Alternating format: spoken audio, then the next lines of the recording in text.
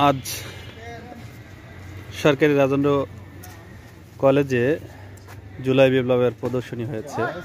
সেখানে আমরা জুলাইতে যে আন্দোলনগুলো হয়েছে সকল কিছুর চিত্র এখানে ফুটিয়ে তোলা হয়েছে।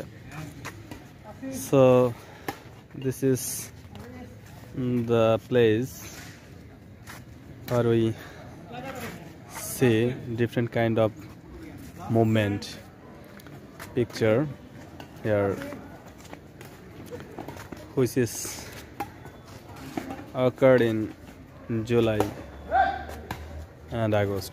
5 আগস্ট যে শেখ হাসিনা সরকার ইন্ডিয়ায় চলে গেলেন বা অনেকে বলেন পালিয়ে গেলেন, আমরাও দেখেছি বিভিন্ন গণমাধ্যমে যে তিনি হেলিকপ্টার যোগে পালিয়ে গেলেন। সেটার আগে যে বাংলাদেশের মানুষের উপর নিপীড়ন করা হয়েছে সেটার একটা প্রদর্শনী এই রাজেন্দ্র কলেজ মাঠে হয়েছে। সেটারই আমরা কিছু চিত্র এখানে তুলে ধরব। ভালো দেখা যাচ্ছে এখন খুবই চমৎকার করে এখানে তুলে ধরা হয়েছে, কিন্তু বিষয়গুলো ছিল ওই সময়ের জন্য খুবই মর্মান্তিক, যেগুলো আমরা দেখেছি বিভিন্ন মিডিয়ায় এবং আমরাও অংশগ্রহণ করেছি। আমাদের ভাইরা অংশগ্রহণ করেছেন, আমাদের বোনেরা অংশগ্রহণ করেছেন। সেটারই পুরোপুরি প্রদর্শনী এখানে হয়েছে আমাদের সরকারি রাজেন্দ্র কলেজ ফরিদপুরে। আজকে দিনটি ছিল 8 ডিসেম্বর অ্যান্ড এখানে সারাদিনই হয়েছে, কিন্তু আমরা রাতে এসেছি কেননা ব্যস্তময় সময়ের ভিড়ে হয়তো বা অনেক মানুষের পিকচার চলে আসতো। আমরা নিরিবিলি একটা সময় এসেছি যেন প্রদর্শনীটা সুন্দর মতো করে তুলে ধরতে পারি। এজন্যই হচ্ছে পুরো যখন মানুষ নেই তখন হচ্ছে এই ভিডিওটা করা, যাতে সকল প্রদর্শনীর ভালো মতো এই ফুটেজটা আমরা নিতে পারি। এজন্যই হচ্ছে নিচ্ছি। সো আপনারা যদি চান এটা দেখতে পারেন। অনেক বড় এটা এখান থেকে শুরু করে পুরো মাঠের যে চিত্র এখানে যে দেখানো হয়েছে। এখানে আপনারা নিচে লেখাটা দেখতেছেন যে সোমবার 15 জুলাই সামাজিক যোগাযোগ মাধ্যমে তিনি লেখেন, যদি আজ শহীদ হয় তবে আমার নিথর দেহটা রাজপথে ফেলে রাখবেন। ছাত্র সমাজ যখন বিজয় মিছিল নিয়ে রুমে ফিরবে তখন আমাকেও বিজয়ী ঘোষণা করে দাফন করবেন। একজন পরাজিতের লাশ কখনো তার মা বাবা গ্রহণ করবে না। কি অপরূপ একটা লেখা লিখেছিলেন, কিন্তু সে ঘটনাই ঘটল। আল্লাহ তাকে জান্নাতবাসী করুক এবং তিনি যেন তার স্বপ্নটা পূরণ হয়েছে। মুগ্ধ আছে যে পানি লাগবে পানি।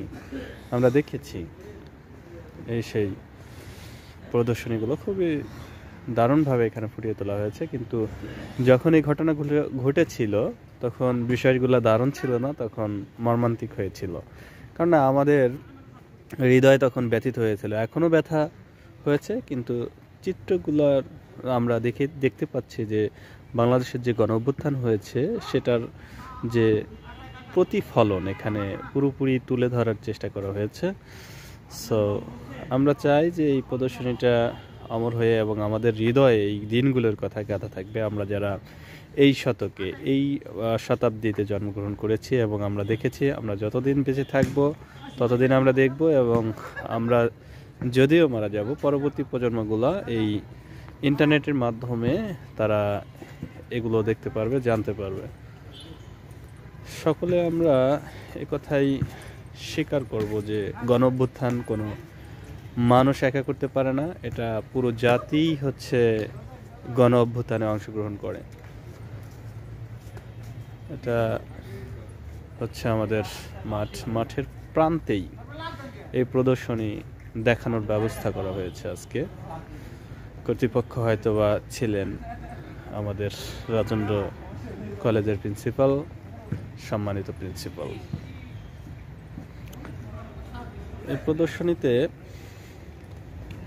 আমরা দেখতে পাচ্ছি এখানে যে পানি লাগবে পানি, হয়তো অন্ধকারের কারণে এই যে দেখা যাচ্ছে এখন যে পানি লাগবে পানি, অর্থাৎ মুগ্ধর সেই দৃশ্যটা এখানে ফুটে উঠেছে। মুগ্ধের পানি লাগবে পানির কথা বললেই আমাদের চলে আসে মুগ্ধর কথা, যিনি পানির প্যাকেট হাতে এবং বোতল হাতে উনি রাস্তায় রাস্তায় সাধারণ মানুষকে ফ্রিতে, একদম ফ্রিতেই পানি খাইয়েছেন। সো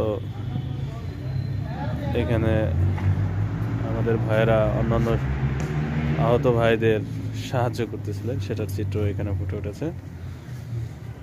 এই হচ্ছে গণ অভ্যুত্থানের মোটামুটি একটা চিত্র তুলে ধরা হলো। অনেক বড় এই পুরো মাঠের জায়গাটাই এখান থেকে নেওয়া হয়েছে।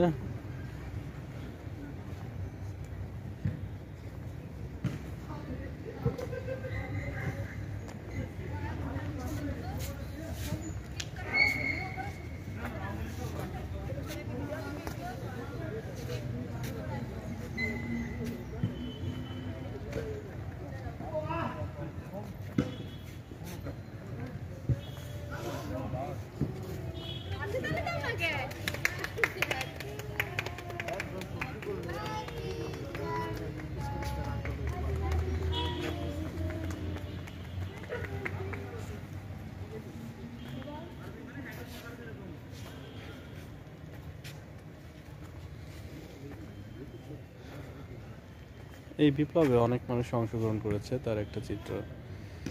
এই চিত্রটা আমরা দেখেছি 5ই আগস্ট যখন শেখ হাসিনা পতন হয়, তার কিছুক্ষণ আগে, যা মানুষকে কাঁদিয়েছে।